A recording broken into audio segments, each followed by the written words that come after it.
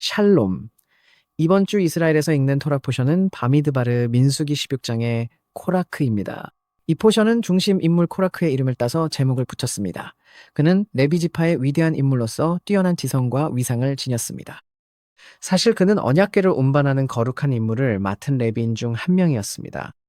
그러나 그는 반역을 일으켰는데 겉으론 모세와 아론을 향해서였으나 결국은 하쇴께 대한 반역이었습니다. 결국 그는 하쇴이 세상을 창조했다는 것을 부정했습니다. 어떻게 이런 일이 일어날까요? 그러니 마음을 열어보세요. 이 포션이 연대기상 쉘라크 다음에 오는 것은 우연이 아니며 우리는 쉘라크에서 이미 배웠습니다. 즉 정탐꾼들의 재앙과 같은 악한 복으로 인해 하쇴께서는 이 세대가 이스라엘 땅에 들어가지 못하고 광야에서 죽게 될 것이라 선고하셨습니다. 이번 주 포션의 시작 부분, 즉 이 시기의 백성들은 영적으로 불안정한 상태에 있었습니다. 바로 그때 코라크가 일어나 그들의 실망을 무기로 삼았습니다. 이스라엘 진영의 감정적 분위기는 참담했습니다. 슬픔과 두려움, 혼란과 환멸이 가득했습니다. 코라크의 반란 세력은 이 절망감이 만든 공백 속에서 커져갔습니다. 그는 그 순간을 포착하여 백성들의 존재적 피로를 이용했습니다. 반란은 희망이 무너진 순간에 가장 쉽게 번성합니다. 다시 말해, 코라크의 운동이 탄력을 받은 건 민족이 취약한 상태였기 때문입니다. 그는 모세의 지도력이 실패한 것처럼 암시했죠. 그 과정을 주목해 보세요. 정탐꾼들의 악한 보고의 백성들은 지도자를 세워 이집트로 돌아가자고 말했고, 곧이어 코라크가 일어나 모세에게 도전합니다. 자신의 목적과 운명을 믿지 못하고 미래에 대한 믿음이 흔들릴 때 사람들은 제도와 스승, 권위를 해체하기 시작하며 결국 진리 자체마저 무너뜨리게 됩니다. 코라크의 반란은 이 세대가 저지른 일련의 중대한 실수들 중 마지막 결정타였지만 이전의 모든 사건들과는 본질적으로 달랐습니다. 이전의 모든 경우에는 반란이 아래, 즉 백성의 하층에서 시작되어 점차 모두를 휩쓸었습니다. 하지만 코라크는 모세의 가족 출신이었고 지금까지 레위 지파는 어떤 반역적인 죄에도 연루된 적이 없었습니다. 실제로 금송아지 사건 때 레위 지파는 모두가 한 사람도 빠짐없이 하쇴을 위해 일어섰던 것을 기억하십시오.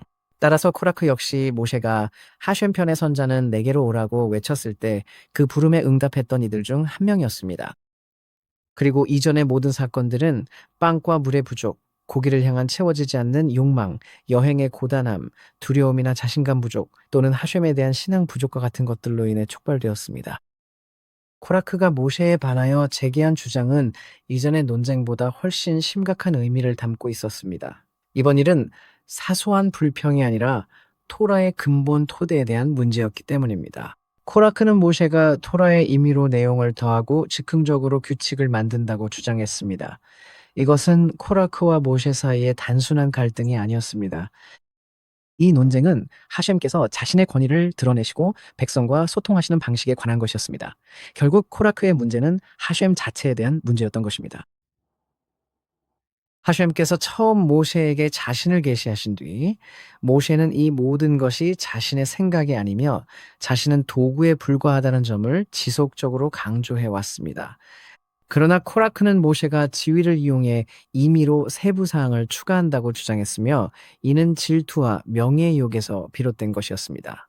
이것이 바로 나라에서 가장 존경받는 지도자 250명이 선동당한 이유였습니다. 그의 오만함은 그를 돌이킬 수 없게 망쳤고 이 반란을 하셴을 향한 신앙에 대한 공격으로 바꿨습니다. 그것이 진정한 목표가 되었고 모세를 공격해 토라 전승의 근간을 무너뜨리려 했습니다. 질투와 분노에서 비롯된 불복종은 순식간에 변질되어 사악한 의도로 하셴을 완전히 부정하기에 이르렀습니다.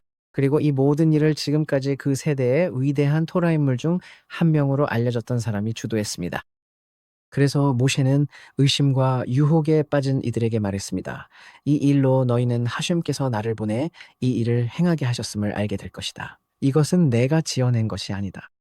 만약 하셴께서 새로운 현상을 일으키시어 땅이 입을 벌려 그들과 그들의 모든 소유를 삼켜 그들이 산채로 구덩이로 내려간다면 너희는 이 사람들이 하셴을 경노하게 했음을 알게 될 것이다. 즉, 너희는 그들이 나에 대한 의심이 아니라 하셴에 대한 의심 때문에 이 일을 선동했음을 알게 될 것이다. 토라의 베알로트카 포션의 엘다드와 메다드의 예언 사건에서 모세가 예호슈아에게 왜 나를 질투하느냐라고 말한 것을 기억할 것입니다. 모세는 모든 백성이 예언자가 되어 하셴께서 영을 부어주시길 원하노라라고 했는데 코라크는 모세의 이 발언을 빌미로 그를 공격했습니다. 회중이 다 거룩하고 하셴께서 함께 하시는데 왜 당신들이 하셴의 회중 위에 군림하느냐?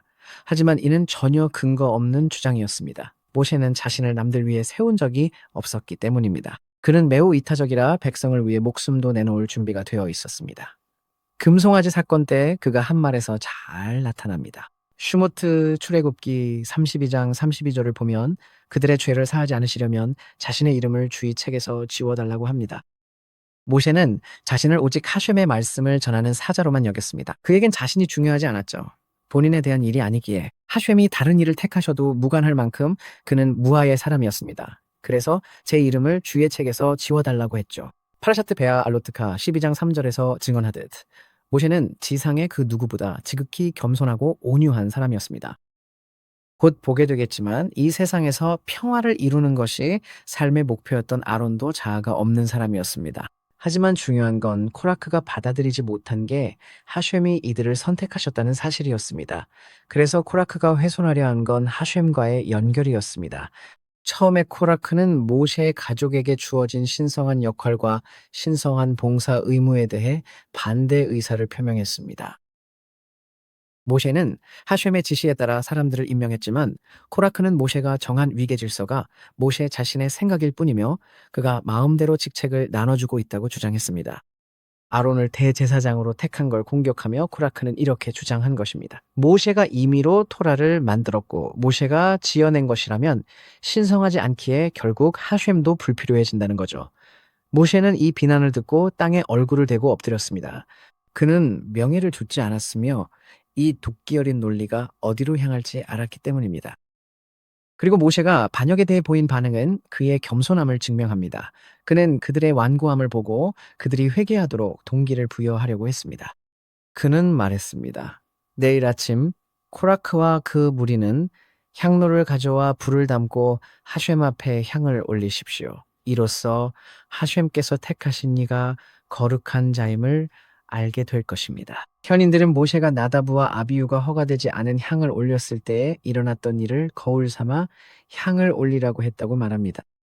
나다브와 아비후와의 비교는 미묘하지만 분명히 의도적이었으며 모세는 하셴께서 이를 통해 누가 거룩한 자, 즉 누가 하셴께서 택하신 자인지를 분명히 하실 것이라고 믿었습니다. 아론이 직무를 시작하며 하셴께 가까이 나아간 날은 바로 명령받지 않은 나다브와 아비후도 나아가다 죽임을 당한 날이었습니다. 이는 모든 것이 오직 하셴의 선택에 달려있다는 사실을 증명해 줍니다. 그러나 코라크와 그의 무리는 그저 침묵을 지켰습니다. 그들은 모세에게 한마디 대답도 하지 않았습니다. 그들의 뻔뻔스러움에도 불구하고 모세는 코라크 무리의 리더인 다탄과 아비람에게 겸손히 화해를 청했습니다. 그러나 그들은 올라가지 않겠다며 당신이 젖과 꿀이 흐르는 땅에서 우리를 이끌어내어 이 광야에서 죽이려 하는 것이 정녕 작은 일이냐고 반문했습니다. 이제는 우리 위에 군림하려 듭니까? 그들은 역사적 사실을 왜곡하여 이제 그들의 새로운 이야기에서는 속박과 고통의 땅 이집트가 젖과 꿀이 흐르는 땅이 되었습니다. 그래서 코라크와 그의 무리는 모세에게 맞섭니다. 그리고 시험의 순간이 다가오자 모세는 아론에게 하셴의 지시에 따라 향을 담은 불판을 다른 250명의 사람들과 함께 가져오라고 말합니다. 이는 하셴께서 누구를 택하셨는지 모두에게 드러나게 하기 위함이었습니다. 모세는 다시 한번 그들에게 그들이 하셴께 반역하고 있다고 경고합니다. 그리고 그는 코라크에게 코라크와 그의 무리가 산채로 구덩이로 내려갈 것이라고 경고합니다. 그리고 우리는 읽습니다. 모세가 이 말을 마치자마자 그들 아래에 있던 땅이 갈라지고 땅이 입을 벌려 그들과 그들의 가족을 삼켰습니다. 그들과 그들의 모든 소유가 산채로 구덩이로 내려갔습니다. 땅이 입을 열어 코라크를 삼키는 이 사건은 토라에서 전례가 없는 일이었습니다. 왜 코라크에게 이렇게 극단적이고 이례적인 결말이 주어진 것일까요? 가장 깊은 곳까지 마음을 열어보세요. 땅은 안정성을 상징합니다. 우리는 땅을 사람이 믿을 수 있는 견고한 토대라 생각합니다. 명확하고 단단하며 확고한 피조물이죠. 우리 발 아래에 의심할 것 없이 확실한 땅이죠. 그러나 코라크는 불신을 선언하며 모든 것을 뒤섞었습니다. 그는 자연 법칙을 왜곡해 가장 고정된 것을 불안정하다고 칭하며 자신을 망각으로 몰아넣었습니다. 땅은 침묵하지만 갑자기 우리는 땅에 입이 있다는 사실을 깨닫습니다. 이제 그 입이 코라크를 받아들이려 열리고 코라크는 영원히 가장 낮은 곳에 갇혀버립니다. 코라크는 언약궤를 맡는 임무, 즉 하셴께서 사랑으로 주신 명예로운 자리를 배정받았지만 자신의 삶의 위치에 만족하지 못했습니다. 그래서 창조 자체가 한 사람이 자신에게 의도된 것보다 더 높은 곳으로 올라갈 수 없다라는 걸 증언하는데 이는 훨씬 더 깊은 의미를 담고 있죠. 하셴께서는 하늘과 땅을 분리하셨고 이는 시편 115장 16절의 구절에 반영되어 있습니다. 하늘은 하셴의 하늘이요 땅은 사람들에게 주셨도다. 그러나 바로 이 분리는 인간이 스스로 하늘과 땅을 연결하도록 자신의 노력으로 단순히 물질적인 것으로부터 끊임없이 상승하도록 하기 위한 것이었습니다. 하늘의 도움을 받아 인간에게는 땅과 하늘을 연결할 수 있는 능력이 생겨납니다. 이것은 계시의 징표라는 현실에 의해 가능해집니다. 하셴으로부터 토라를 받은 후 이를 땅으로 가져온 인간은 하셴께서 주시는 힘을 얻었습니다. 그러나 코라크는 계시를 부정했고 따라서 인간이 땅에서 하늘로 연결될 가능성과 희망을 부정했습니다. 그래서 그의 발 아래 땅이 무너졌고 그는 그 사이에 산채로 매달린 것처럼 되었다고 합니다. 그는 산채로 구덩이에 빠졌습니다. 하늘과 땅은 연결돼 있으나 이 연결과 계시의 징표를 부정함으로써 코라크는 하셴께서 세상에 관심을 가지고 계시다는 사실을 부정한 것입니다. 그리고 하셴께서는 머리 위에 하늘이 없는 사람은 발 아래 땅도 없다고 말씀하십니다. 코라크와 그의 추종자들이 땅에 삼켜지고 분향을 하던 250명이 불살라진 뒤 하셴의 임재로부터의 진노가 먹고 아론이 분향을 통해 다시 한번 전염병을 막아낸 뒤 이 모든 일이 있은 후 하셴께서는 아론의 지위를 증명하기 위한 새로운 방법을 계획하십니다. 17장에서 하셴은 모세에게 각 지파 지도자들의 이름을 나무 지팡이에 새겨 만남의 장막 곧 증거궤 앞에 두라고 명령하시는 것을 읽을 수 있습니다. 하셴께서는 내가 택한 사람의 지팡이에서 싹을 틔울 것이라고 선언하셨습니다. 그리고 다음 날 모세가 증거의 장막에 들어가 보니 레비 집안을 위한 아론의 지팡이에 싹이 나 있었습니다. 그 지팡이엔 싹이 트고 꽃이 피고 아몬드가 열렸습니다. 모세는 하셴 앞에 있던 모든 지팡이들을 이스라엘 자손에게 가져갔고 그들은 확인 후 각기 자기 지팡이를 취했습니다. 하셴께서 모세에게 이르셨습니다. 아론의 지팡이를 증거궤 앞에 도로 두어 반역자들을 위한 표징으로 삼으라. 그러면 그들이 나에 대해 불평하는 일이 그치고 죽지 않을 것이다. 모세는 그대로 했습니다. 그는 하셴께서 명령하신 대로 정확히 행했습니다. 이 모든 일은 도대체 무엇 때문이었을까요? 땅이 입을 벌려 코라크와 그의 공모자들을 삼킨 것만으로는 충분하지 않았나요? 왜 아론이 선택받았다는 또 다른 증거가 필요했던 걸까요? 아론의 지팡이에 꽃이 핀 사건의 의미는 정말 강력합니다. 우리 현인들은 각 지팡이가 모두 똑같았다고 가르칩니다. 모든 지팡이는 같은 나무에서 같은 길이로 잘렸고 모두 마르고 생명이 없었습니다. 17장 20절에서 하셴께서 말씀하셨습니다. 내가 택할 사람의 지팡이에 꽃이 피리니 이스라엘 자손이 너희를 향해 하는 불평을 내게서 그치게 하리라. 이 표적은 코라크가 지파 중 가장 위대했음에도 선택받지 못한 이유를 보여줍니다. 하심께서 가장 원하시는 건 축복과 평화가 번영하고 싹트고 꽃피고 만개하는 것, 끊임없는 새로움과 재탄생, 생명, 그리고 희망이기 때문입니다. 코라크에게서 싹튼 것은 반대로 분열과 적대감, 질투와 고통뿐이었습니다. 하심께서 이 세상에서 그분의 뜻을 이루도록 지목하는 사람은 그 영혼으로 타인에게 성장과 만개 영감을 주며 사람들 사이의 평화를 이룸으로써 모든 선함과 축복의 풍요를 증가시키는 사람입니다.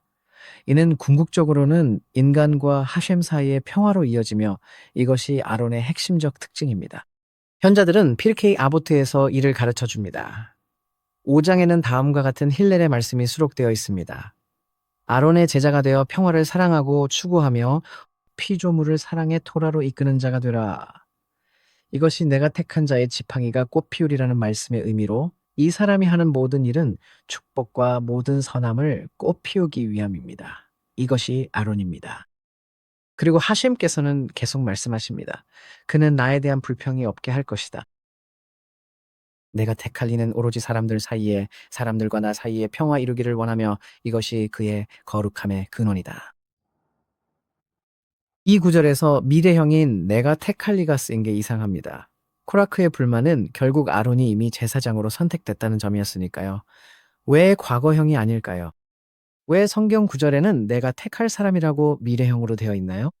이것이 바로 아론이 선택된 이유에 대한 가장 깊은 계시입니다. 아론은 하셴께 선택받았음을 알면서도 매우 겸손했습니다. 그는 자신을 과신하지 않았고 그 역할이 계속될지도 확신하지 못했습니다. 언젠가 하셴이 다른 일을 택하실 수도 있다고 생각했습니다. 그는 너무나 이타적이었고 하셴의 빛을 세상에 전하는데 헌신적이어서 매 순간 하셴께서 자신을 그릇으로 삼아주시기를 기도했습니다. 그는 하셴께서 마음을 바꾸실 리 없다고 결코 당연히 여기지 않았습니다. 그래서 하셴이 아론을 선택하신다는 표현이 미래 시제로 나타납니다. 아론은 매 순간 새롭게 선택받으며 하셴은 끊임없이 그를 택하십니다. 아론이 겸손히 하셴의 선택을 항상 기다리기 때문입니다. 그가 매 순간 새로워지기에 그의 지팡이는 늘 꽃을 피웁니다. 마른 지팡이는 더 이상 자라지 못합니다.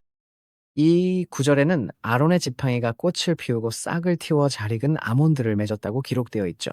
보통 자연스러운 성장 과정에선 먼저 꽃이 피고 이어 싹으로 그리고 다시 열매로 변합니다. 하지만 여기서는 이 말은 나무에서 성장의 세 단계가 동시에 나타났습니다. 꽃이 피는 것은 모든 존재의 시작입니다. 그래서 이게 아론의 거룩함의 표징이죠. 하지만 그의 거룩함은 늘 새롭습니다.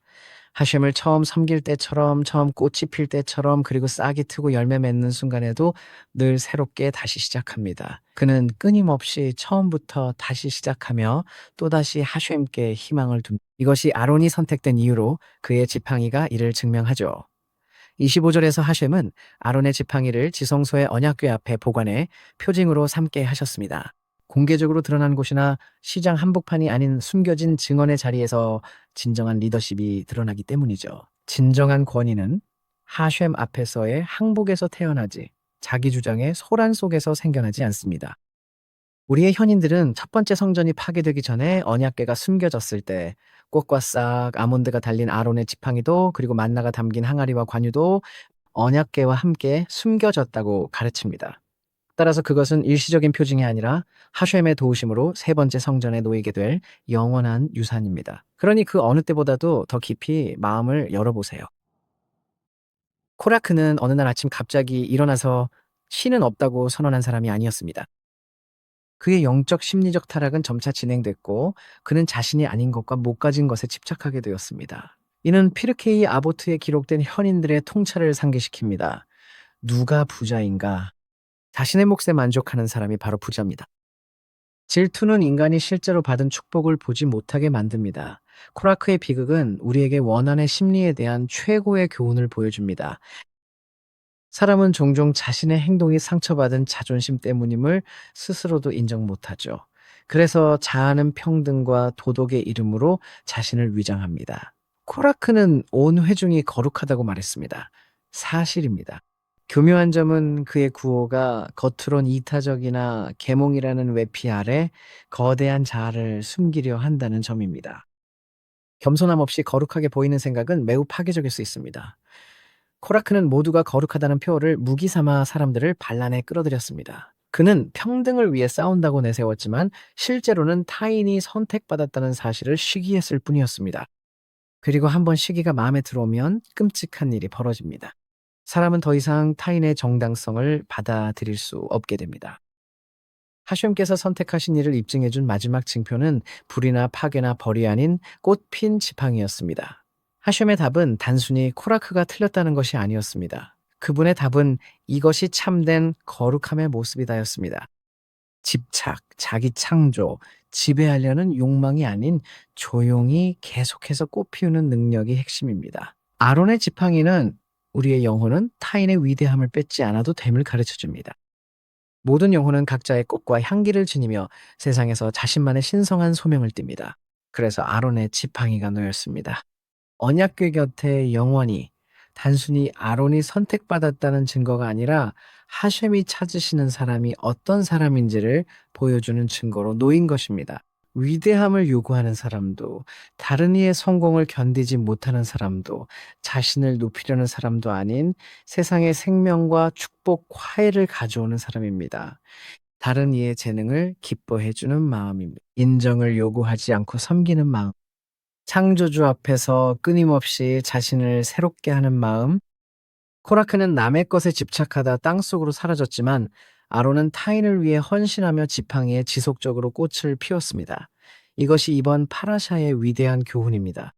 거룩함의 비밀은 내가 아닌 누군가가 되는 것이 아닙니다. 오히려 하나님께서 창조하신 자기 자신이 되기 위해 끊임없이 노력하는 것입니다. 우리가 남과 자신을 비교하는데 시간을 덜 쓰고 하셴의 부르심에 걸맞는 사람이 되기 위해 더 많은 시간을 보낼 수 있는 자격 있는 사람이 되기를 바랍니다. 아멘.